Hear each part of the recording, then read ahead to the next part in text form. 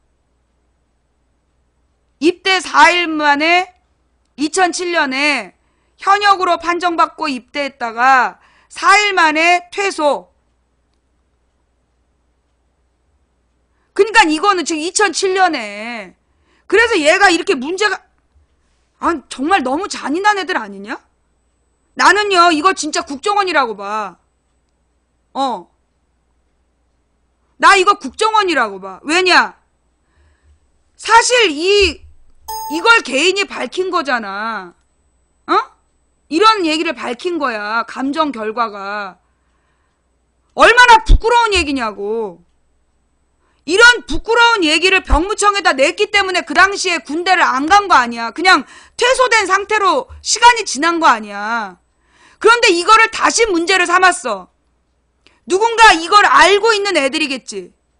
얘가 왜 군대를 안 갔는지를 정확히 알고 있는 애들이 문제를 삼았겠지. 그지?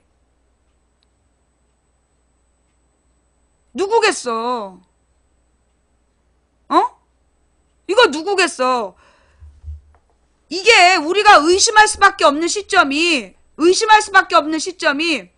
황교안 병역 문제가, 황교안 병역 미필이 사회적인 문제가 된 게 15년 6월이야.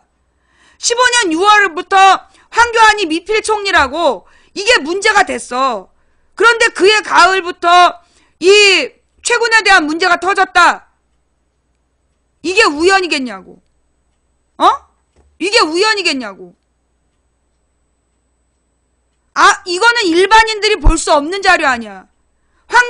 지금, 그러니까 이 최군이 보니까 얘가 이런 정신적인 문제가 있다라는 진단서를 내고, 그리고 애매한 상황으로 시간이 간 거구만. 면제를 정확히 판정하지도 않고, 얘가 정신적으로 불안정하니까 얘가 상태가 나아질 때까지 군대 못 들어온다 상태로 시간이 10년이 지난 거네. 그죠? 10년이 시간이 지났고, 그런데 그 10년이 지난 시간을 가지고 얘네들이 이 사실을 정확히 알고 있는, 얘가 그 당시 어떤 진단서를 냈는지 볼 수 있는 애들이 문제를 일으켰네. 그지? 일반인은 알 수 없는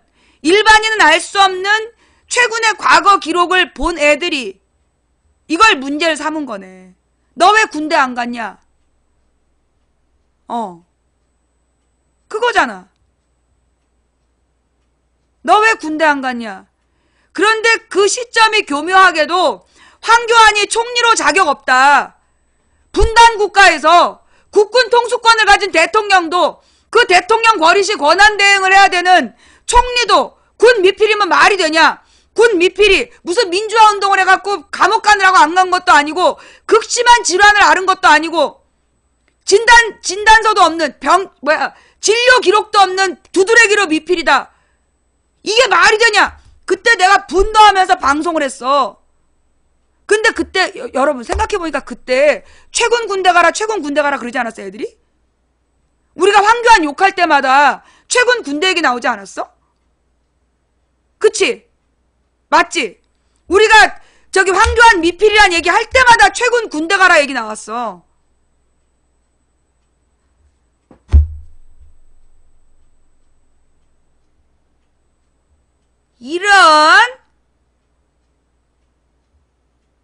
이런 개의 자식들. 황교안 미필 덮으려고?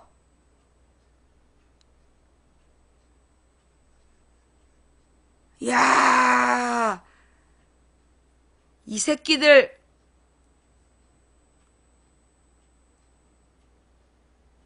지금 그러면 최군이 조사해야 될 건 뭐냐면, 수사 의뢰를 해야 될 건 맨 처음에 최군이 군대 안 간 걸 맨 처음에 문제 삼은 거.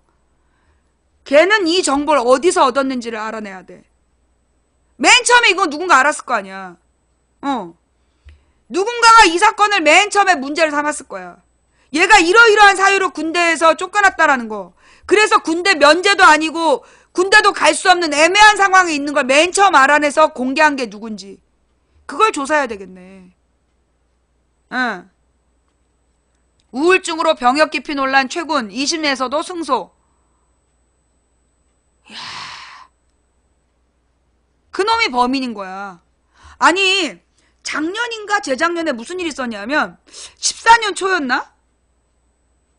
무슨 일이 있었냐면 채팅창에 우리 신랑이 탈세를 했다는 거야. 그게 몇 년인지 기억이 안 나. 14년이었을 것 같아. 14년 아니면 15년 초? 우리 신랑이 탈세를 했대. 그러면서 막 채팅창에 올라오는 거야. 그래갖고 내가 여보 당신 세금 신고 제대로 안 했어? 그랬더니 아닌데 제대로 했는데 이러는 거야. 다시 한번 체크해봐. 채팅창에서 당신 탈세란 얘기가 올라왔다. 그래갖고 우리 신랑이 자기 세금 신고를 다시 다 조사를 했어. 그랬더니 뭐가 들어갔냐. 내가 별풍선으로 소득이 있잖아. 근데 이 가족으로 배우자가 있다. 이걸 체크한 거야. 그래서 배우자 공제가 처리가 된 거야. 이건 누구만 볼 수 있을까? 이걸 누구만 볼 수 있어? 이건 정부기구만 볼 수 있는 거 아니야. 그래가지고 그거 잘못 체크했다고 세금 신고 다시 한 거야. 그런데 그걸 탈세라고 올리더라니까?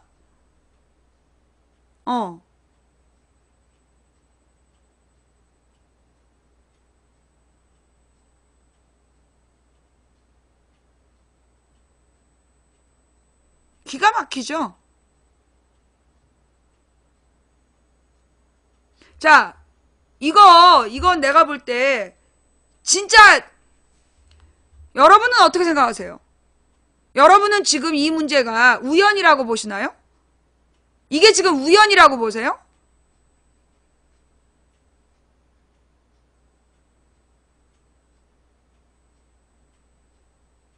황교안 미피를 덮으려고 최근 군대 문제를 일으킨 거야. 그지? 지금 이거는요, 까마귀 날자가 배 떨어진다? 그러니까 선비들이 오이밭에 가서 가끈을 매지 말고 참외밭에 가서 신발 고쳐 신지 마라. 그런 얘기 있는 거 아니야? 오얏나무 아래에서 가끈을 고치지 말고 참외밭에서 신발을 고쳐 신지 마라. 응?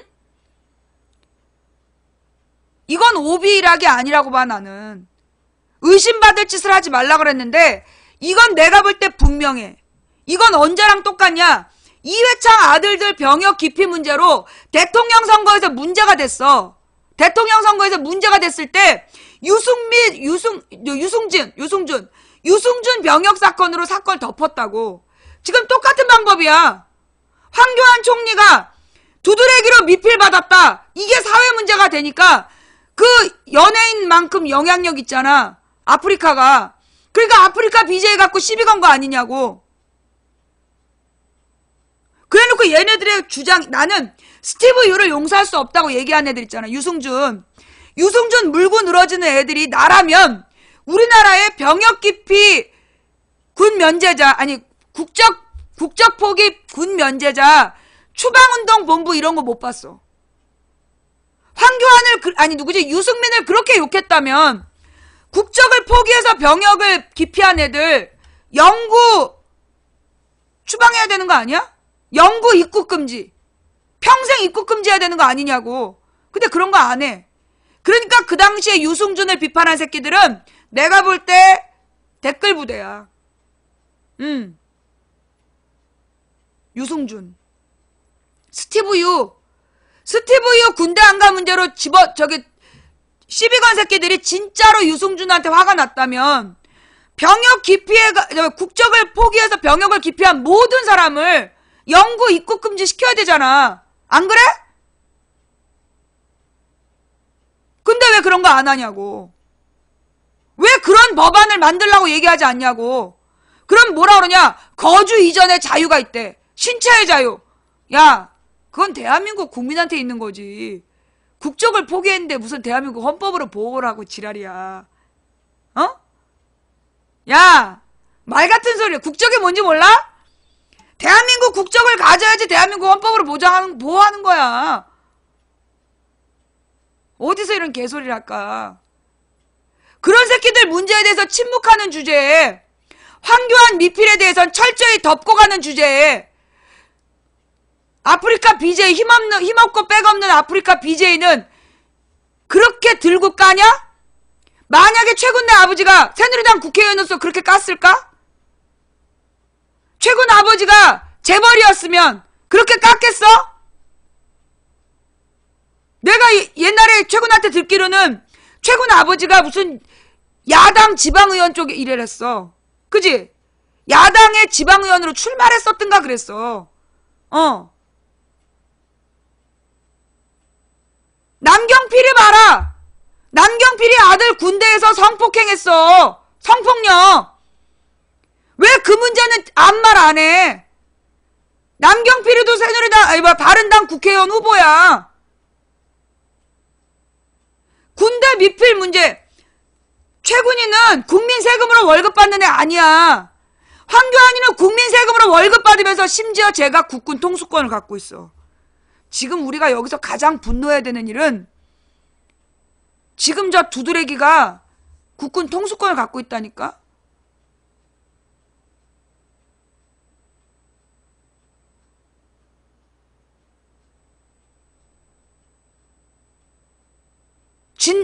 진료 기록도 없는 두드레기로 군미필 받은 황교안이가요. 현재 대한민국의 국군 통수권을 갖고 있어요. 예?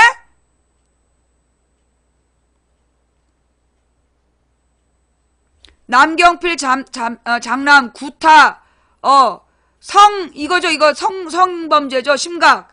군대에서 사건 은폐 의혹. 최군 군대 문제로 글 쓴 사람들과 법적인 절차 거쳐야 돼요. 이게 왜 해야 되냐 하면 누가 국정원인지 알아내려고. 나도 다 고소한 이유가 누가 국정원인지 알아내려고. 우리가 이제 범죄 일람표를 만들었어. 우리 변호사가 어느 사이트에 뭐라고 썼는지 다 범죄 일람표를 만들었어요. 그래서 어떤 댓글을 받았고 어떤 조치가 있었는지를 다 기록하고 있어. 빈칸. 얘가 국정원인 거지. 3,000명을 고소해가지고 지금 추적 중에 있어. 더 약한 글을 썼는데 처벌받았어. 이제 기소가 됐어. 근데 더 심한 말을 했는데 수사도 안 돼. 얘가 국정원이지. 아예 진행이 안 된 사건들이 있다니까? 존재를 찾을 수 없다는 둥 막 이러면서. 그런 애들이 국정원 아니겠어요? 예. 그러니까 내가 볼 때 최군도 다 고소해야 돼. 최군도 다 고소해서 누가 국정원인지 아닌지를 밝혀야 돼. 본인이 국정원 아니면 최군한테 사과하고 더 이상 그런 짓에 노란하지 마. 너네 국정원은 아무도 처벌 안 받아. 우리 딸한테 그 무지막지한 얘기한 새끼들 아무도 처벌 안 받았어. 걔네들은 국정원이니까. 대신 누가 다 걸려들었는지 알아? 조금 아까도 웬 중학생이 지네 엄마랑 같이 왔다 갔어. 용서해달라고. 내가 중간에 문 닫으면서 변호사랑 얘기하라고 쫓아버린 게 그런 경우야. 지금 덩다리는 다 처벌받아. 너네가 국정원 직원이 아니면 더 이상 망치분 욕하는데 끼어들지 말고 최군 욕하는데 끼어들지 마. 너희들은 다 고소당한다니까? 지금 문제는 뭐냐? 이 나쁜 새끼들이 주동을 떠가지고 덩다리들이 죄 처벌받아. 근데 내가 덩다리들한테 해주고 싶은 얘기는 그냥 법적 절차를 밟으세요. 그러면 청소년들은 그렇게 심한 처벌 안 나와. 청소년들은 대부분 기소유예돼요. 중고등학생들은 대부분 기소유예되고, 만약에 다른 범죄 기록이 없다면, 만약에 최군한테 군대 가라 그러고 나한테 악플 달았다 그러면 얘는 처벌받아. 얘는 단독 범행 초범이 아니기 때문에. 근데 대부분 초범이다 그러면 그렇게 심한 그 판결 안 나와요. 그리고 중고등학교 때 지은 범죄면 이거는 대학교 졸업하고 직장 갈 때쯤 되면 그렇게 크게 안 남아요. 그러니까 내가 청소년 부모라면 나는 법적 절차를 밟으라고 하겠어. 대부분 약한 범죄는 다 기소유예돼요. 예. 그런데 내가 기소유예가 되는 애가 안 되는 애를 보는 거야. 아예 수사도 안 된 놈들은 난 국정원이라고 보는 거예요. 법적 절차를 다 밟아서 뭐 민사 형사 해봤자 내가 볼 때 뭐 100만 원, 200만 원? 그 선에서 끝나. 그러니까 절차를 밟는 게 나아. 그러면 기소유예가 되면 걱정하지 않아도 돼요. 똑같은 짓만 안 저지르면 돼. 그럼 내가 왜 애들을 끝까지 기소유예를 받느냐?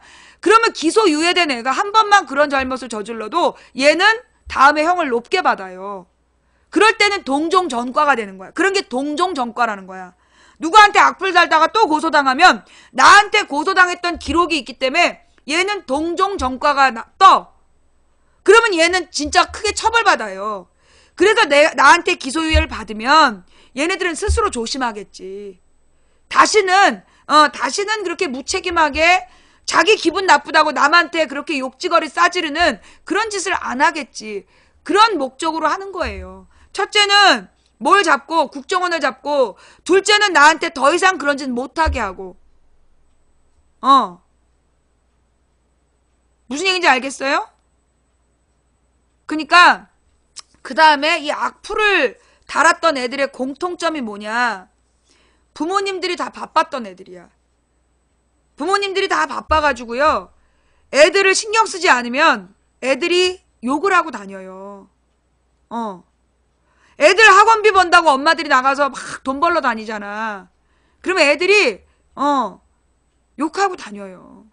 나는 그 학원 보내는 거 안 했으면 좋겠어. 내가 학원 강사 해봐서 아는데 솔직히 그런 얘기가 있어. 학원 선생님들이 쟤는 전기세 내러 다닌다. 공부를 정말 열심히 하는 애들은 학원도 보내고 가요도 시키고 그래도 돼. 근데 억지로 보내지 마세요. 그러면서 그 억지로 보내는 학원비 버느라고 돈 벌러 다니지 마시고 차라리 집에서 아이한테 밀가루로 같이 칼국수 만들어 먹으면서 오늘 어땠니? 얘기 들어주는 게 더 나아요. 그게 더 교육이에요.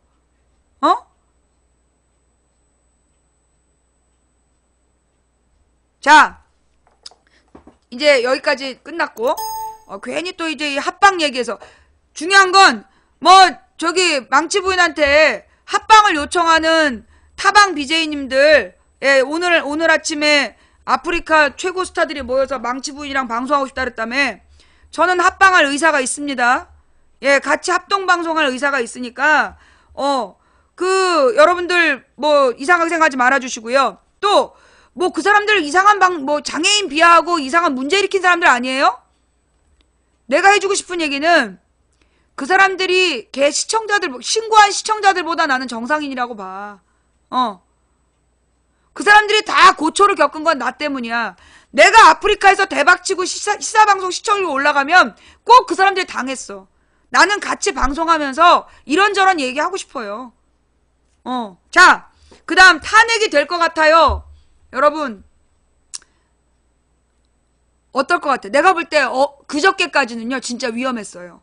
잘 생각해봐. 이제부터 중요한 얘기야. 그저께까지는 실제로 탄핵이 위험했어. 탄핵이 기각될 수 있는 상황이었어. 왜? 여론이 꺾이고 있었어. 국민들이 겁을 먹어가지고 여론이 막 꺾인 거야. 그래서 이게 한 2주 됐어요. 한 2주 전부터 점점 기운이 흐트러지더니 그러면서 실제로 그저께 아니야. 오늘이 이제 금요일이지. 화요일 날은 내가 진짜 심각하다고 생각했어. 큰일 났다. 화요일 날은 진짜 내가 심각하다라고 생각했어. 이러다가는 탄핵 기각되겠구나. 기각될 가능성도 있구나라고 생각했어. 그런데 어제 손범규가 나와서 너무너무 큰일을 하셨어요. 손범규의 인터뷰를 들은 국민들이 다시 한번 난전에서부터 올라오는 분노가 되살아나면서 세상에 하루아침에 기운이 바뀌었어. 진짜 하루아침에 기운이 바뀐다. 그게 내가 볼 땐 어제 아침이었어. 어제 아침에 기운이 바뀌었어. 그게 뭘로 나타났냐? 헌재에서 23일 날까지 최종 입장 발표해라. 여러분 이제까지 헌재가 대통령 대리인단한테 질질 끌려다녔잖아. 그죠? 그런데 어제 이게 기운이 하루아침에 바뀌었다는 2가지 근거가 첫째, 특검에서 박근혜한테 강공으로 나가기로 했어. 더 이상 예우는 없다. 특검법대로 조사하겠다. 특검법대로 조사할 건데 싫으면 특검 연장하겠다. 야. 강공으로 돌아섰어.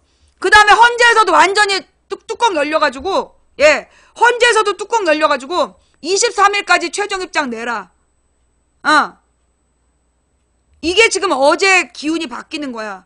그런데 만약에 내일 촛불 집회가 많이 안 나온다. 그러면 다시 꺾여. 내일 촛불이 다시 100만 명 정도 나와주지 않으면 탄핵이 기각될 수 있어요. 진짜. 기운이 다시 또 뒤집어질 수 있는 거야. 지금 우리는 무기 없는, 피 없는 전쟁을 하고 있는 거야. 내일 그 촛불 집회에 얼마나 많은 사람이 오느냐에 따라서 탄핵이 결정돼요. 무슨 얘기인지 아시겠어요? 여러분 주변에 같이 갈 수 있는 사람 다 데려가야 돼요. 같이 갈 수 있는 사람 다 데리고 내일 나가야 돼. 내일 촛불 집회에서 진짜 100만이 넘지 않으면, 내일 100만 넘길 각오하고 촛불을 하지 않으면 쟤네들이 다시 전세를 역전시키려고 할 거야.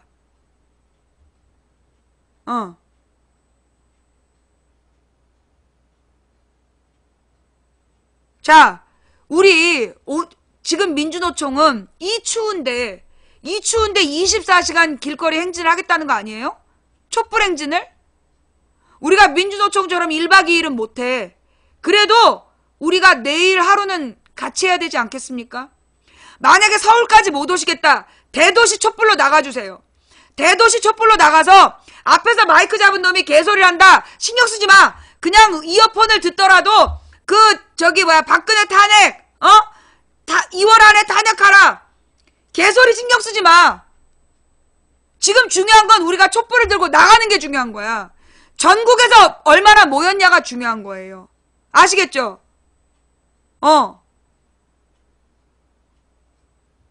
내일 우리가 고비를 넘겨야 돼요. 지금 이제 어제 기운이 딱 바뀌었는데 이게 지금 아슬아슬한 기운이거든. 내일 확실하게 승세를 만들어야 돼. 내일 승세를 만들고 18일날 150만 정도 와주고 그 다음에 25일날이 박근혜 4주년이야. 그때 200만 넘어야 돼. 그때 200만이 또 넘어서 정말 2월 안에 1000만이 모이는 기적을 만들어야 돼요. 2월 안에 한 500만? 2월 안에만 500만을 목표로 하자고. 이달 안에 끝내자야. 25일날 우리가 진짜 200만 이상 한 300만 정도 나와주면 그러면 탄핵돼요. 그런데 25일날 25일날 그렇게 많이 안 나오잖아. 한 2, 300만 안 나오면 탄핵이 기각될 수도 있어요. 쟤네가 지금 봐봐.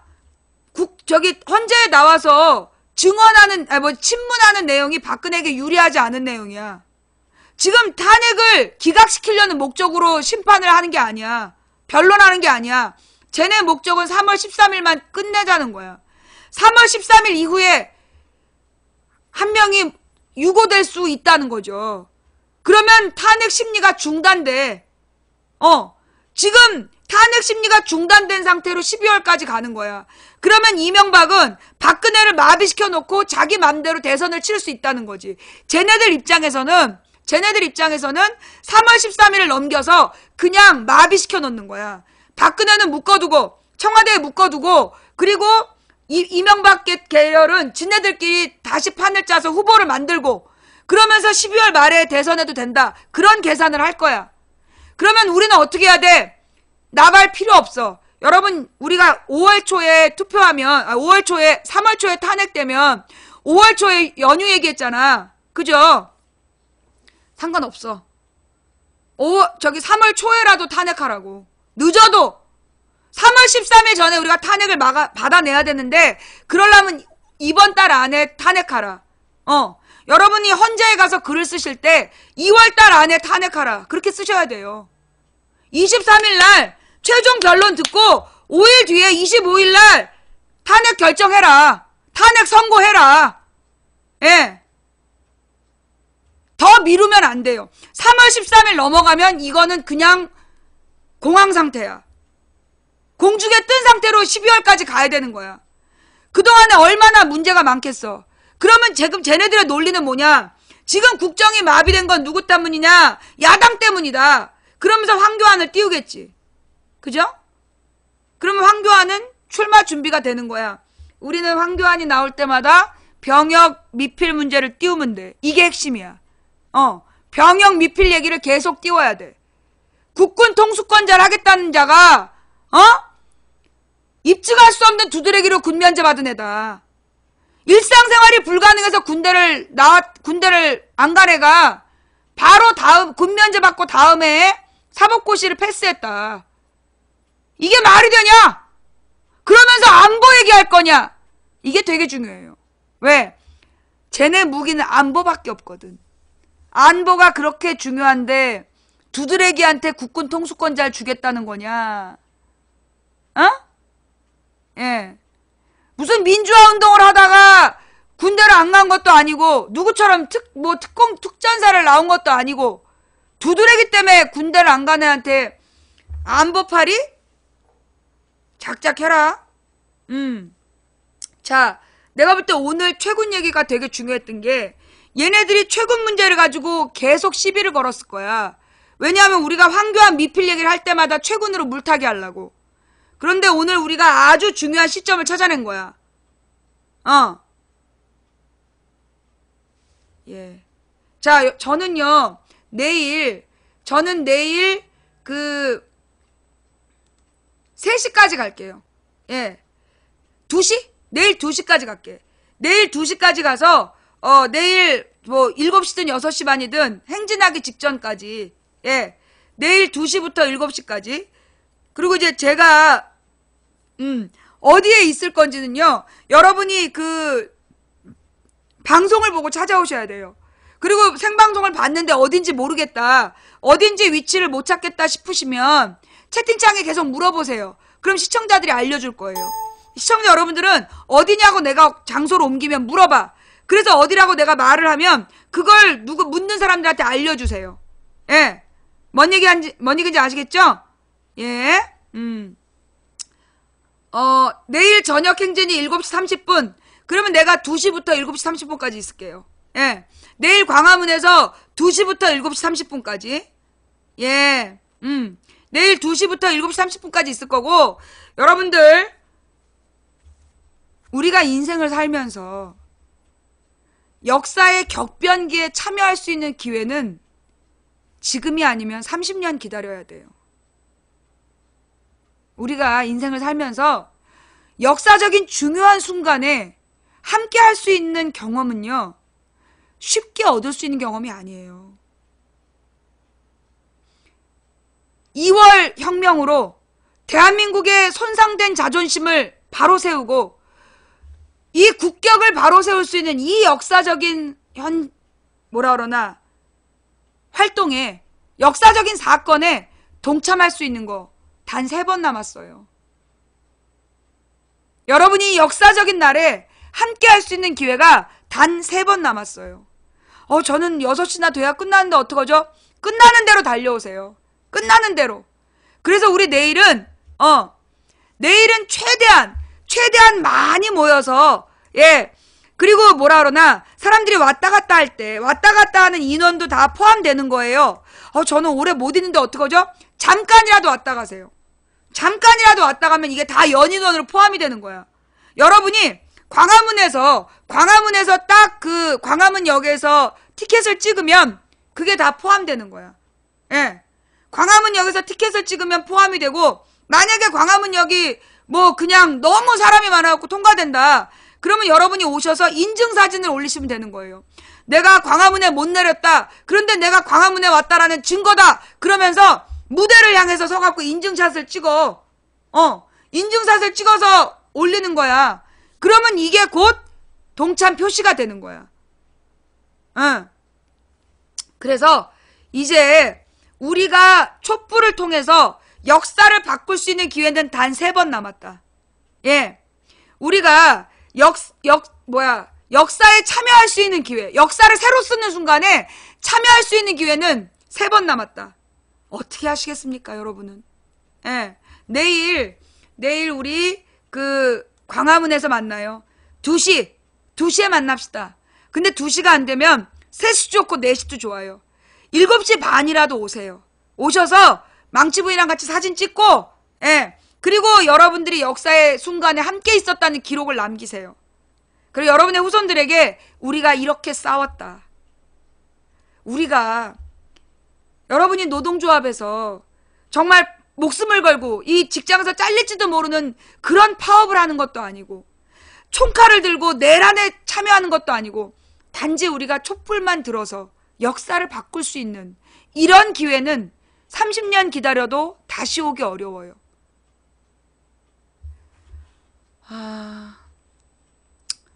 죄송합니다. 여러분이 기대한 방송이 아니었다면, 여러분이 기대한 방송이 아니었다라면 죄송하고요. 오늘 함께 해주신 모든 분들께 감사드립니다.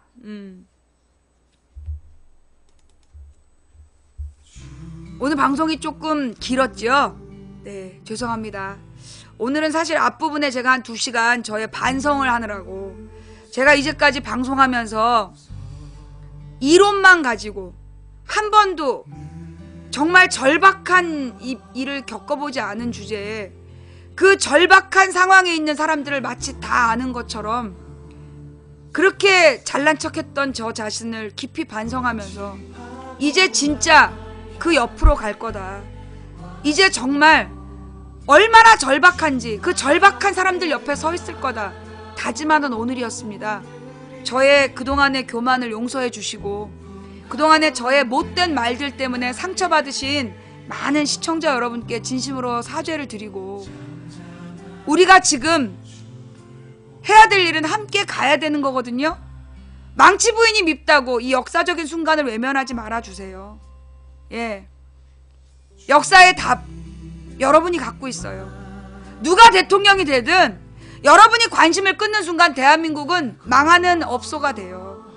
여러분이 끝까지 관심을 갖고 잘하면 잘하라고 더 잘하라고 못하면 못한다고 관심과 비판을 할 때 그 나라가 나라답게 살아있는 거예요. 잊지 마세요. 여러분이 주인이에요.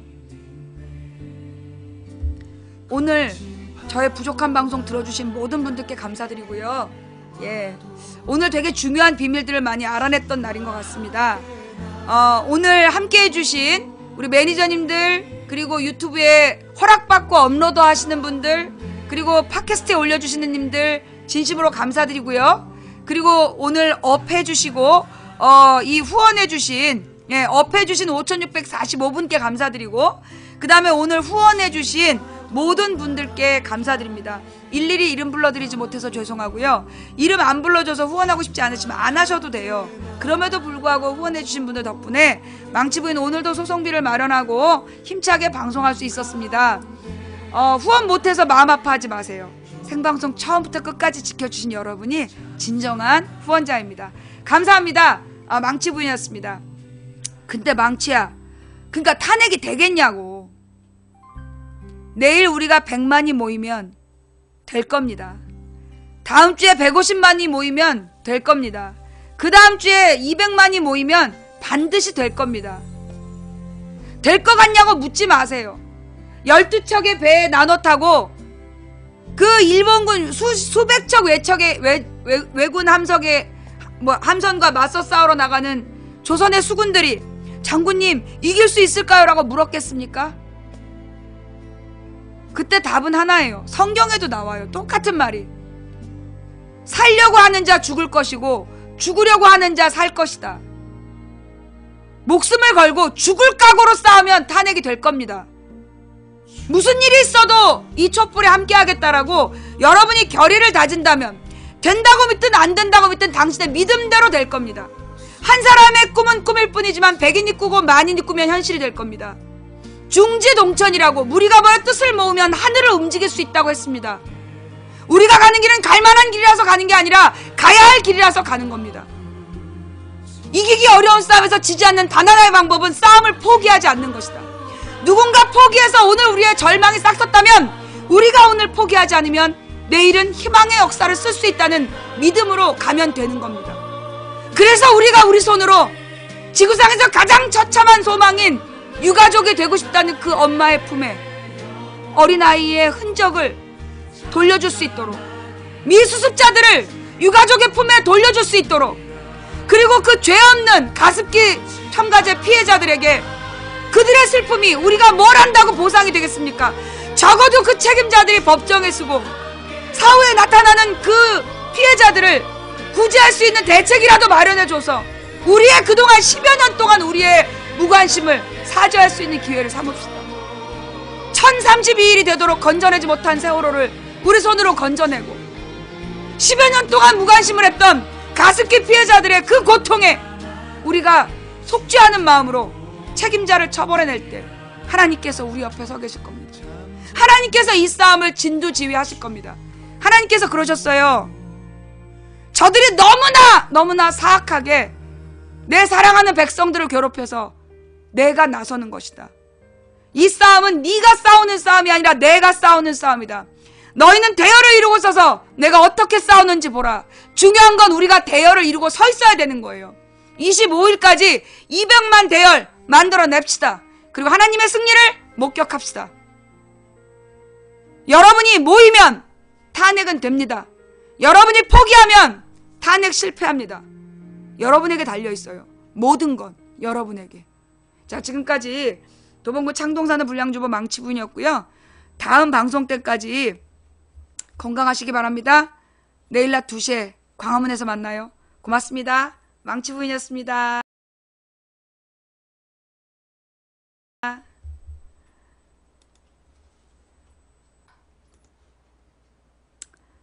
재방송 할게요. 아이고, 방송을 일찍 끝내야 되는데 이놈의 손범규 때문에 얘 분노 배터리가 그냥 켜지는 바람에 이게 멈추질 않아. 자, 재방송 틀어드릴게요. 자, 중계방 올립니다. 예, 중계방 올릴 테니까요. 나갔다가 다시 들어오시면, 자, 지금 검색되죠? 나갔다가 다시 들어오시면 재방송으로 들어오실 수 있습니다. 어서오세요, 어서오세요. 서울 도봉구 창동 사는 불량주부 망치부인이 운영하고 있는 생방송 시사수다방에 오신 것을 환영합니다. 반갑습니다. 감사합니다. 어서오세요. 예, 어서오세요, 어서오세요. 망치부인이에요. 네, 우리 방송 노잼입니다. 네, 이모티콘 그렇게 누르지 마세요. 예, 꿀잼 하지 마세요.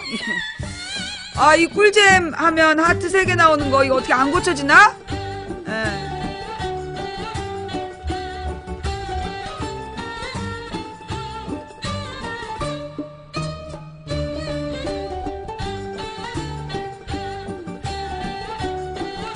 반갑습니다. 감사합니다. 어서오세요. 네. 이게 지금 우리 방송은 아무래도 이제 채팅창을 통해서 소통하는 방송인데 꿀잼이 막 도배가 돼버리면 시청자들의 의견을 볼 수가 없어. 예. 자, 우리 방송은 꿀잼이 아니에요. 꿀잼 방송 아니야. 예.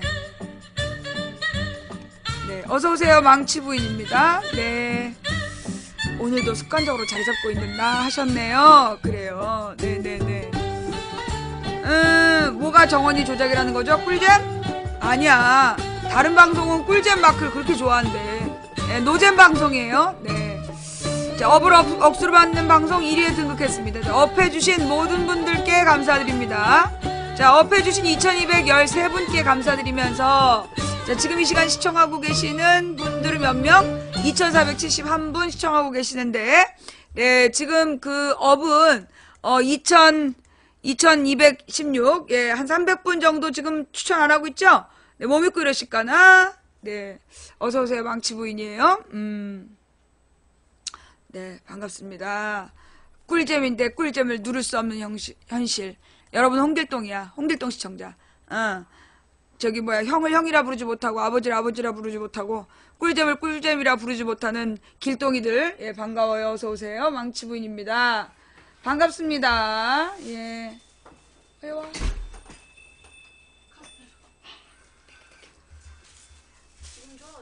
이따.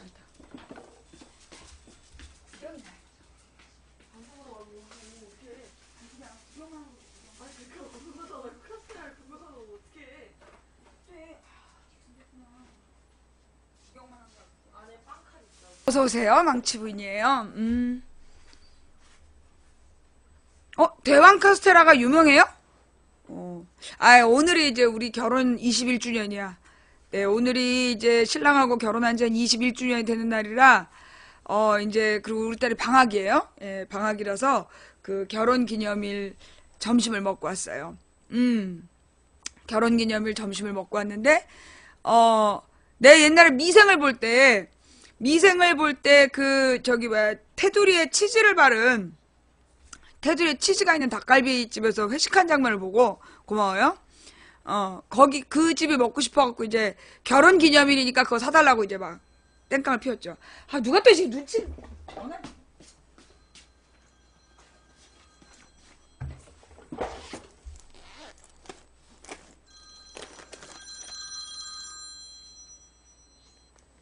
네, 여보세요?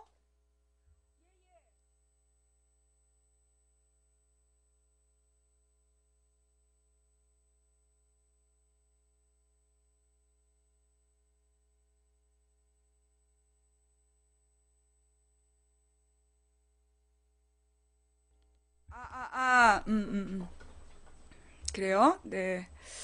벨소리가 공포영화? 무슨 공포영화야! 내가 다른 벨소리 잘 못 들어. 어디서 이렇게 음악 소리가 들리지? 요즘에 그 벨소리가 그래. 그래가지고 이제 이게 제일 잘 들려. 이 벨소리가 제일 잘 들려요. 그래, 이 벨소리를 듣고 있지. 근데 하여튼 좌우지가 이제 테두리에 치즈 있는 닭갈비가 먹고 싶다고 이제 신랑한테 막 그래가지고